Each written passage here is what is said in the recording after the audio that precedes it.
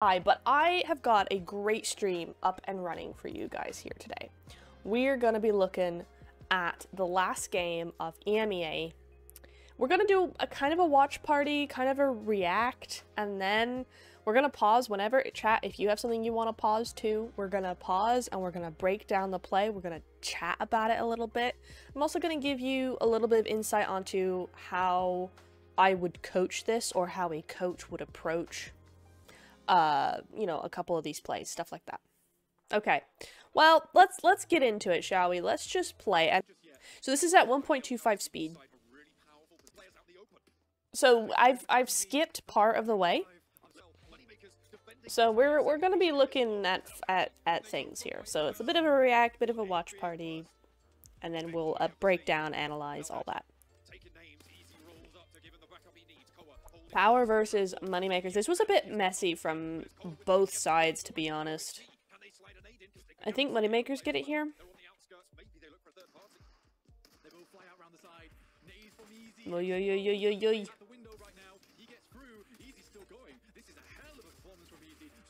GG's. GG's.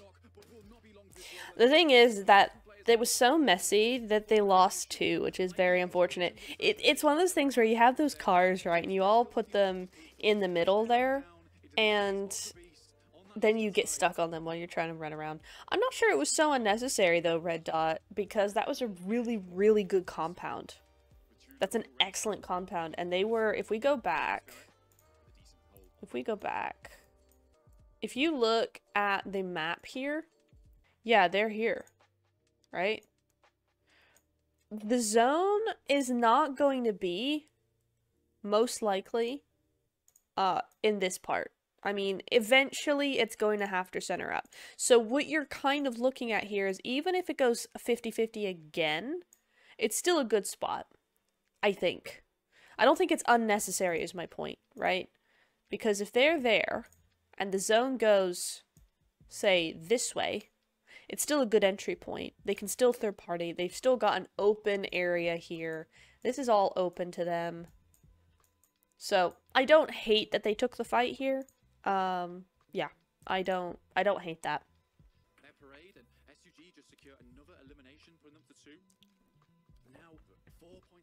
That's rough for Besiktas. Woo! There you go.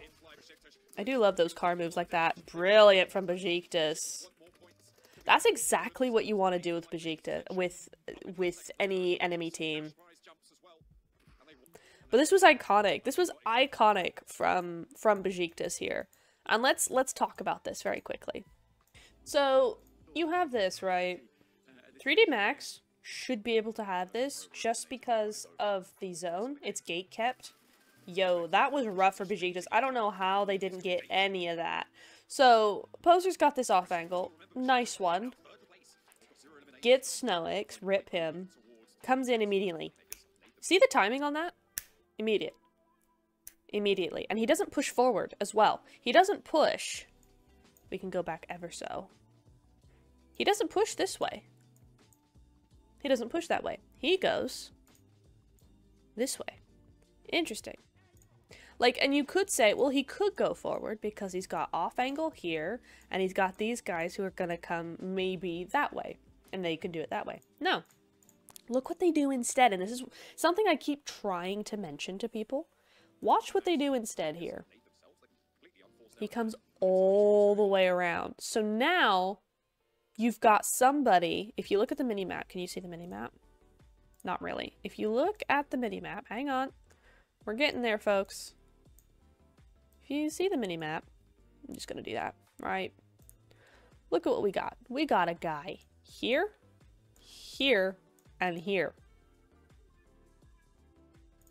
He used to be, so we've gone from a position of this, and this, still being gate kept, still doable for 3D Max to actually take away from Besiktas, take that opportunity away from them. Instead, we now have high ground, back angle, or sandwich position, and attack. Instantly. And I love how they just come flying over the ridge here as well. It's really, really fun. It's a fun way to do it. Just put that back here quickly. There we go. And so then you see them come flying off the ridge and around. Notice they don't stop right here. They don't stop. They go around. There's smokes everywhere. They can hear the engine. They stop here once they've already taken out Victor. Once they've knocked him, and then they start getting out. Then they start the attack some more, right? It's just one of those things where they create that chaos element. They create that uncertainty for 3D Max because they've already come flying over this ridge. Here they are. Are they going to stop? No, because Victor's got a DBS in hand. He doesn't want none of that smoke. So, he's going to go into the safer smoke. He's going to go around. He's going to have the element of surprise here. He's got the engine rolling. Victor now no longer knows where he is. He's going to try and meet him because he thinks they're going back up over the ridge. Except, psych! No, they're not. Get yeeted. And so he does, right? So that was brilliantly executed by Besiktas here. I really like what they did with this. It was really, really well maneuvered. Everybody should be taking notes on that because that was an epic play. Alright, next. Let's continue.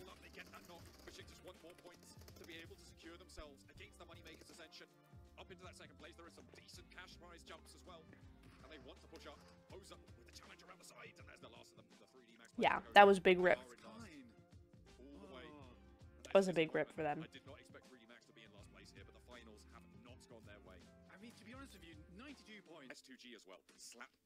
Well, then, of course, you got Fireflux third party here, and this is where the nades go flying. This is another tactic. It's a slower tactic. It's not as aggressive, but you can certainly see that Fireflux are still doing some pretty good work here. The problem now is that the zone's moving in.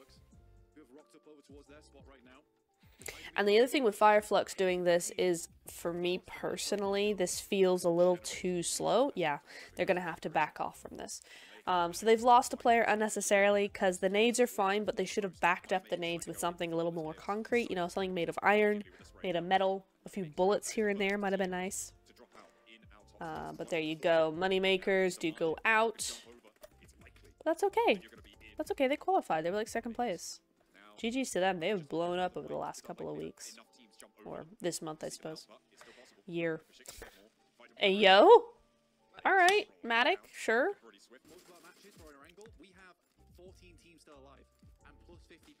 Yeah, we got a lot of players left. I didn't even watch that, man. Gladiators, what happened to them? Not quite as illustrious as maybe once we thought. They'll need to put this back together. In comes the crash. Nick Galaxy up towards Team Spirit. Team Spirit need to hold this off, but they don't have the power on the forward position to be able to do so. Team Spirit, on the other hand, this is a team to watch. Are they going to come in for the backup? He's still going to go for the nades. He's still going to go for the suppression.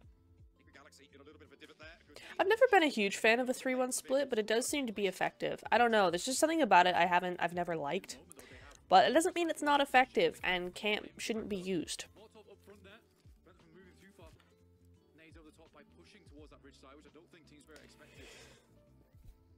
So they got that. What I always like, and it's interesting to watch Team Spirit be out in the open like this, because this is a Gladiators thing. This is what Gladiators would have done. So that's always really fun to kind of see the similarities and figure out what is actually Kitsune in the Gladiators, what is Kitsune and what isn't, because obviously there's a lot of stuff that's just Kitsune.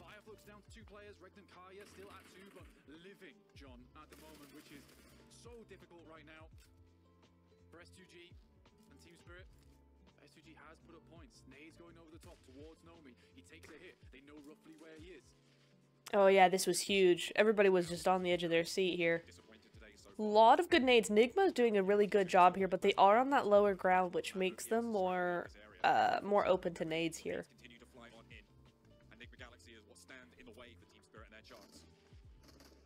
See, and also Nigma have actually put them in a great spot because put themselves in a great spot because they're kind of gatekeeping Team Spirit at this point, which is why Team Spirit are taking this opportunity. Team Spirit are also taking this because they know if they let Nigma stay here, then it's going to be an issue for them later on. They're going to allow them to have that ground, you know, give them an inch, they'll take a mile, that sort of thing. So they have to oust them out now, or they will become a problem later.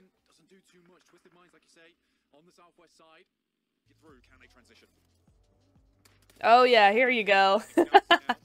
Yeah, this is rough. Now, and, okay, so, okay, hang on, pause, let's pause, okay. Notice that when Twisted Minds come in, there's even just a hint of something happening, right? Twisted Minds just kind of make a little sidestep. They kind of brush past Nigma on their way out, right? Right? Notice the second that they do, the second that Nigma's attention is distracted for just a moment, where is Naomi? Where is Team Spirit in general? Doing that. Immediately doing that.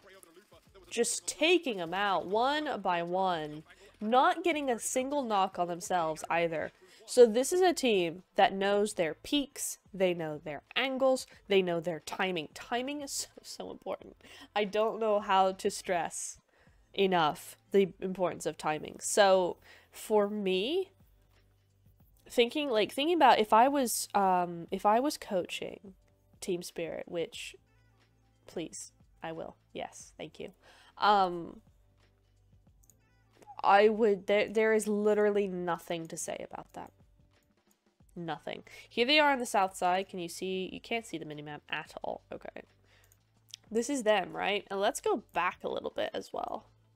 So you can see here, so they did have a 2-2 split coming into this, right? So you see here, they did have a 2-2 split coming into this next zone. They did. Cool. Good for them.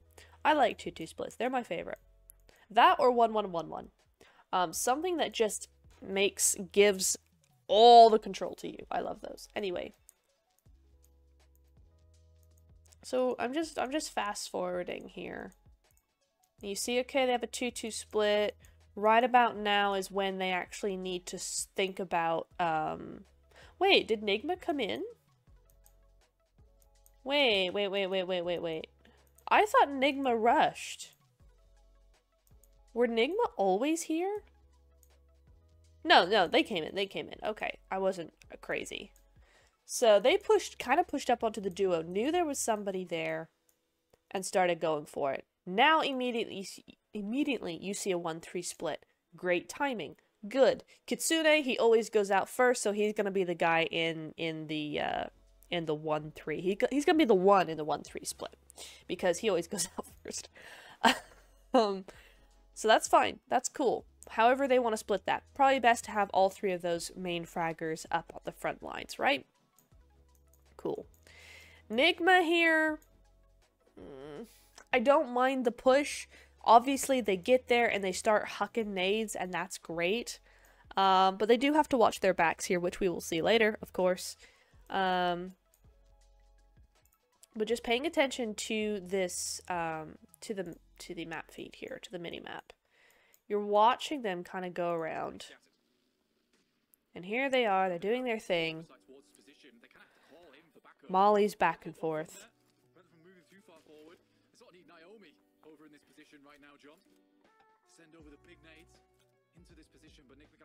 Look at the movement from Team Spirit here.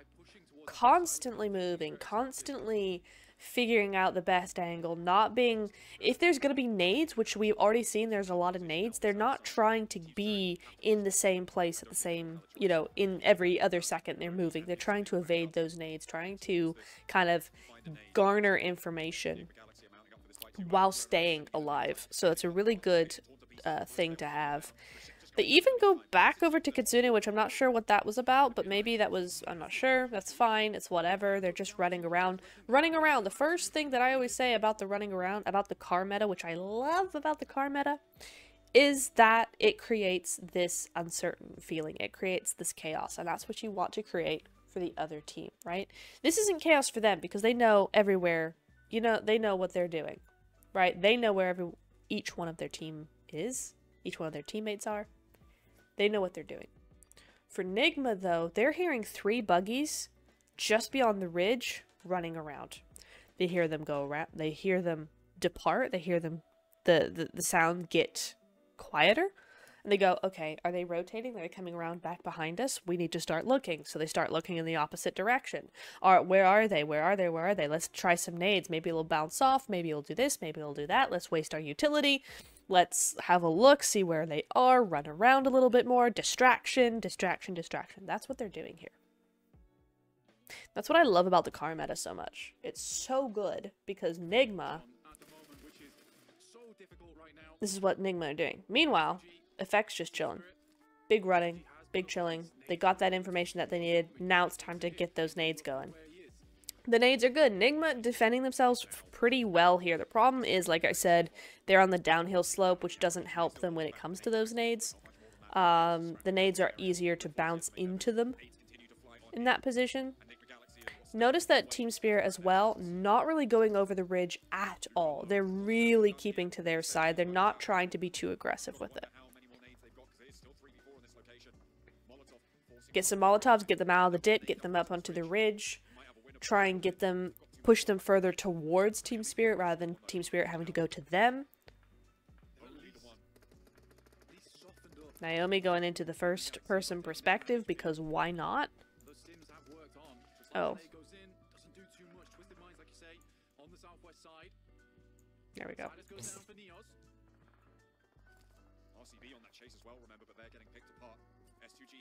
Meanwhile, so Enigma Galaxy aren't doing badly here. But look, the absolute second, I know I said this earlier, but we're doing more detail. Look at this. Enigma Galaxy doing their own thing. All of a sudden, Twisted Minds show up. Coops immediately. Oh my god, look at this guy. Let's shoot him. He is now getting shot.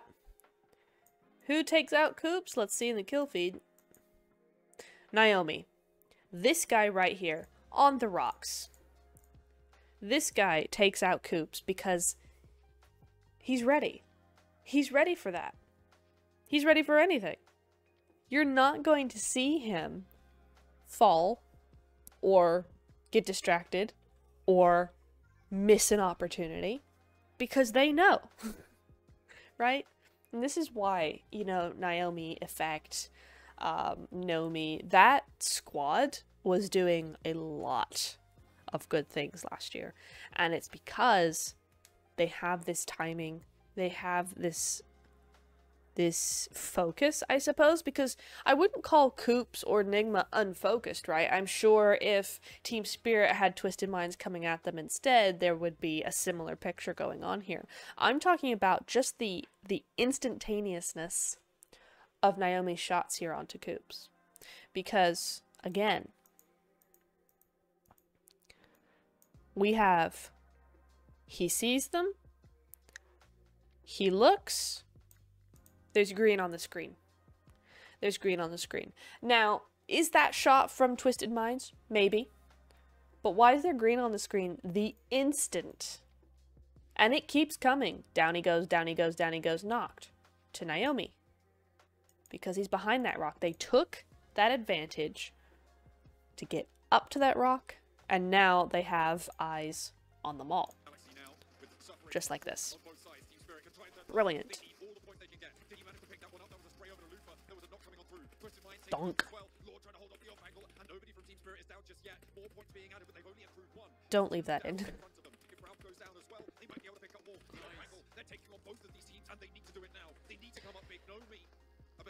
So now you got Naomi and Nomi. They're looking at Twisted Minds as well. They're going, hey, we got both of them in the palm of our hand right now. Let's take them out.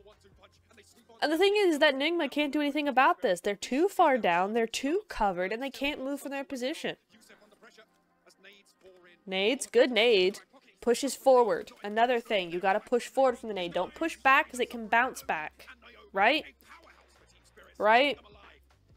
This is a big thing, and I talked about it in one of my PMPL Americas videos, I think. Or was it the Titan series videos? One of those. Talking about these nades, right? How when somebody chucks a nade at you, unless you can, you know, unless you have cover elsewhere. Where'd it go? Okay, Twisted Minds doing the same thing Besiktas did. Again, car meta coming in clutch here. Well, they might be able to pick up more. They're taking on both of these teams, and they need to do it now. They need to come up big. Nomi, a potential MVP candidate, finds Never Alone. Dami and Yusuf lining up as well, and he's able to find the Okay, here we go. Nice, good stuff, good stuff. This. Yusef's gonna throw a nade, right? And the thing is that you don't want to... The nade's coming this way. It's coming this way. If you go back, you're kind of just meeting it. You're meeting it in the middle. You're kind of going, hey, high five. Right? Right? That's what you're doing here. If you do that. If you go, hey, I'll go back as well. Let me get away from this nade that might come too close to me. Let me get away from this nade. You're just meeting it. The other thing is especially if you go back as well, because this nade has the chance to bounce. But because its trajectory is this way, it's gonna bounce and then keep going, right? There's not all that much physics where it's not gonna bounce and then go this way, because probably that's how it would work in the real life, right?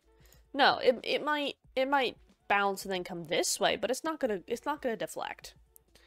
So, in that sense, you don't want to go backwards with this.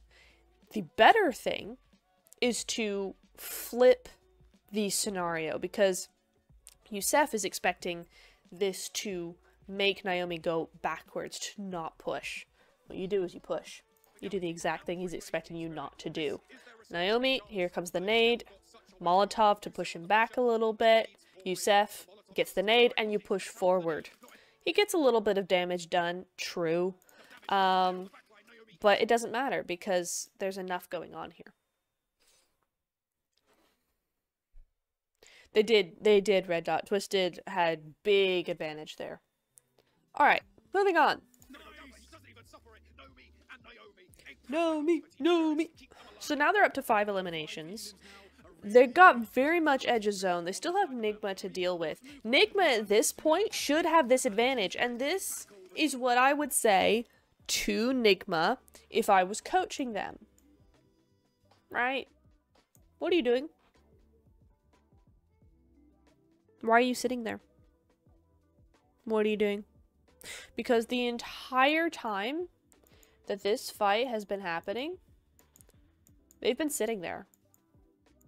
And I'm just watching right now. So I think Team Spirit did knock him again. One of the players, Lord maybe. They do also have Brute Force, not Bonfire, Brute Force in there as well, maybe looking at them. We don't see that perspective. It's possible. But if they're not, which I don't think they are, what are they doing? Because how easy would it have been to wipe Team Spirit if Lord had done something other than that? And Hyuknade, there's gotta be enough boxes over here, enough crates to get a few nades from if you're out, to get a couple of meds. Start chucking nades. The second that you're fine and you're good to go, while they're still in the fight, there's no need to wait for this fight to end here, because why would you? You know Twisted Minds are going to lose here. There was only one person left, and they would have known that. So why didn't they push here? Because now what's going to happen is they've stayed in their little cubby holes, and now you've got a team with 5 eliminations who's just almost wiped 2 teams. Go and get the extra 2. And it's just like, what are you doing? So that's what I mean when it comes to timing, right? Nigma had an opportunity to take back the fight, and that might have won them the game. Because they've gone, hey, we can do this. There's that momentum of like, okay, cool, we got it. We succeeded in that, we can succeed in the other thing. They've got enough of the circle here where they can have a little bit of a pick. have a bit of choice when it comes to where they want to next go, right? So for me, this is a little bit of a no-brainer. Because there's Rove. Just no use whatsoever in this instance. Did nothing, served nothing, gave nothing, ate nothing. 0 eliminations. It's just, I don't get it. I don't understand. Maybe there's something that we're not seeing that made them not do that. Or maybe they just missed an opportunity, and that's a rip, because they didn't qualify. And they could have done.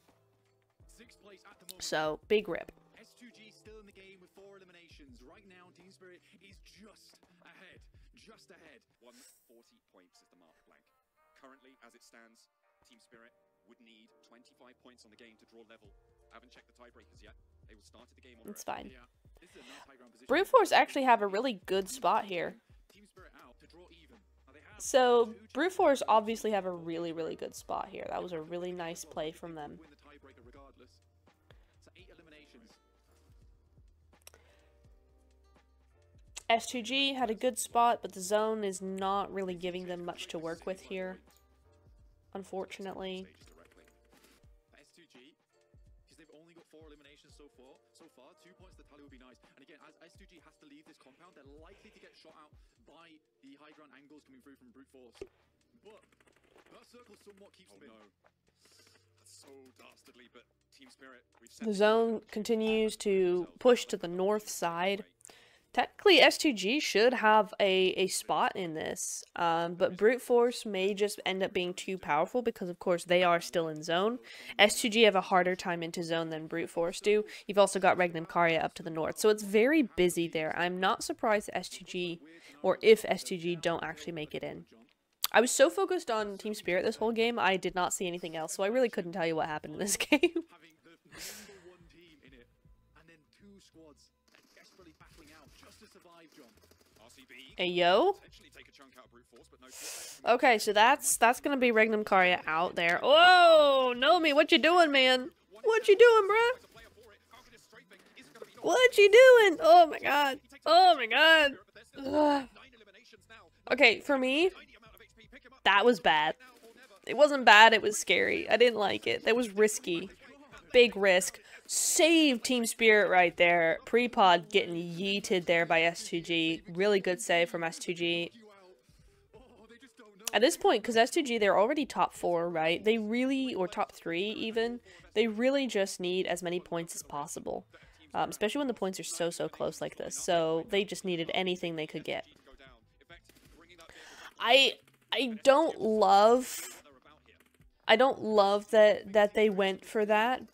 I see it could have been necessary. They're trying to speed things up a little bit. I get that. They know they need every single point that they can get. That's cool. If they were feeling themselves, that's awesome. That's just big risk for me because that could have very easily gone very badly, especially with the zone closing in like that. I appreciate the initiative. I appreciate the aggression. I'm just scared.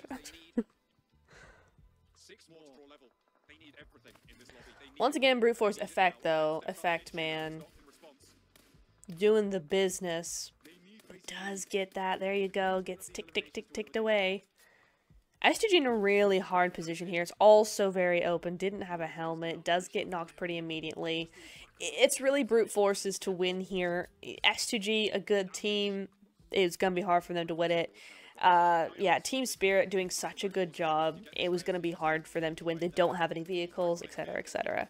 To be honest, for Team Spirit, as a coach, I would go, that's fine. There's nothing they could have done here. They can just do their best with what they have. There's no way for them to genuinely get past this, especially once S2G start to move in. That should have been the end of them right there. I don't know how they hold on this long, to be honest. This is crazy. Brute Force, it's theirs to win. They just have to be really patient with this. S2G have done super well to get this far into zone, but again, it's kind of like, well, what were you supposed to do? Nothing, really. There's nothing they could have done. I think they could have done something a lot earlier. That they shouldn't have done it like this. That they shouldn't have waited till now to move in. That's what I would tell them. That they put themselves in that situation. The situation itself isn't bad because look, top 3, 6 eliminations, but they shouldn't have put themselves in that position in the first place. That would be my analysis. That would be my coaching thing for them. Is they needed to do something a lot earlier, and they're acting like they're not a really but for Team Spirit, I think they did everything because they've wiped 2 teams to get to this position, 3 teams even. I'm kind of like they've done all they can at this point. The zone has gone the way they didn't want it to. It still came down to a 1v1 though, or 2v1. It still came down to a 2v1 after all of that. Great nade, just a little bit too short. So let's see how this one plays out.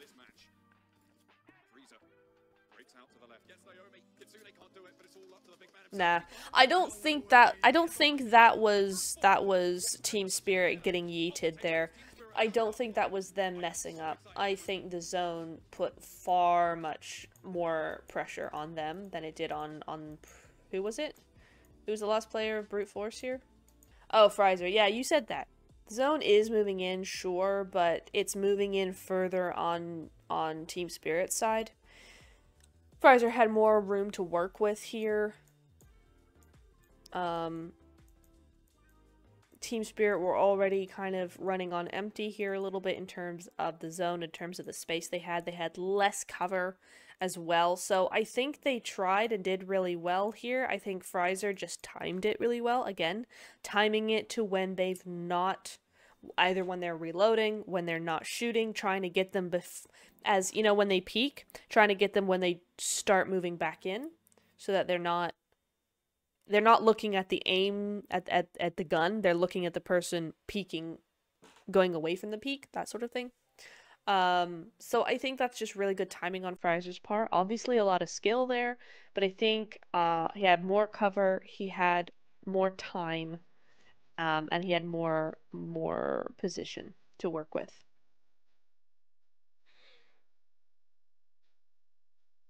Yeah, and there's always pre-fire as well. There's always that prediction of, you know, predicting where a team is going to be going, where a player is going to be peaking next. There's always that element as well.